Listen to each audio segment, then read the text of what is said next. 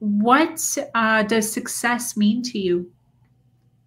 So success to me means what I said earlier, I think, knowing how to love and knowing how to accept love. Because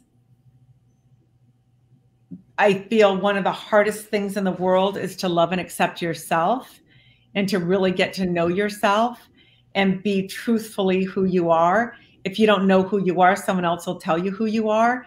So I think we're all on this journey, a soul's journey, to discover who we are and how can we be a blessing in the world. Because I think we all were given a gift, and it's our job to uncover that gift and give it away to be of service. So if you find out what that is and you give it away, you're a success. Yes. So I want you to expand a little bit, because that little thing that you said about if you don't know who you are, somebody else will tell you who you are, or something like that. Yeah. It sounds very cliche. It's like something you'd see scrolling on Facebook, and I'd screenshot it and be like, yes. Yeah. But it wasn't until I really started to dive into personal development where little cliches like that actually like really resonated with me. Mm-hmm. Can you give us just a little more on what that means to you? Yeah, I think from my childhood, we were taught you have to be this way, sit this way, smile like this. You could smile, but not too loud. Otherwise, you're a whore, especially if you show your gums. Sit with your legs crossed with your hands like this in your lap. Otherwise, guess what? You're a whore. You always got to dance one song, sit down, don't dance anymore, or you're a whore. So it's like all these rules. You're Republican because that's what we are. This is how you think about this. This is how you think about that. This is what everything about you. This is who you are. This is who you're going to marry, So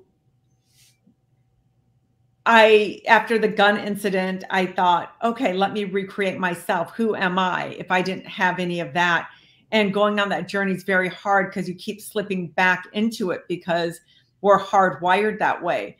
So in order to find out who you really are, you really have to strip yourself of being you. You have to break up with yourself and create a new personality, because your personal reality is just, impression of your personality. So once you start going, oh, I wake up every morning and I get my cup of coffee, and I just don't wake up in the morning and get a cup of coffee.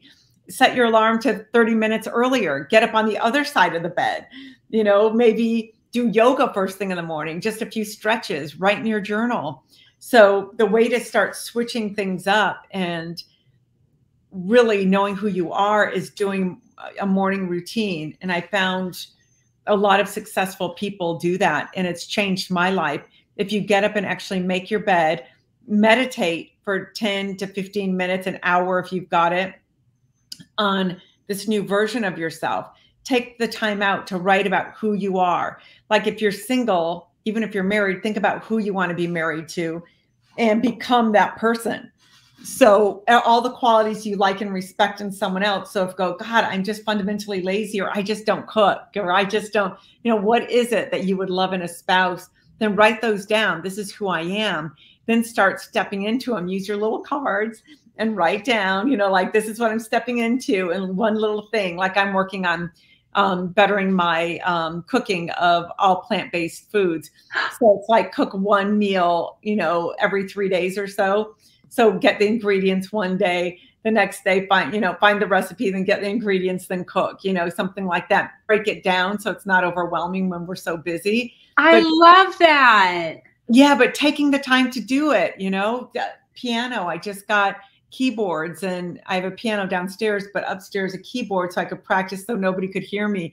I just want to know the basics of that. I haven't done that for a long time. So I start playing a little bit in between like these calls, and 10, 15 minutes, just play a song or two and learn something new, do scales for a minute, it just helps you become you. And then I have thought leaders, or not just thought leaders, but people around, because they say you are the 5 people you hang out with the most. So I've got Gandhi, Simone de Beauvoir, who wrote The Second Sex, the first book of empowering women. I've got Oprah. I've got Herman Hesse, who wrote Siddhartha, among other things. Anais Nin, who is that revolutionary woman who wrote in her diaries, I've got John Lennon and Wayne Dyer, Eve Ensler, who wrote the Vagina Monologues, you know, Aubrey Hepburn, because I love her beauty and grace, Maya Angelou for her poetry and her writing. So I'm looking at these people all day as I'm writing, and I take them in and I have their books here, and I'll just open a passage to get their feeling, because, oh, I want this quality from this person, that quality from that person.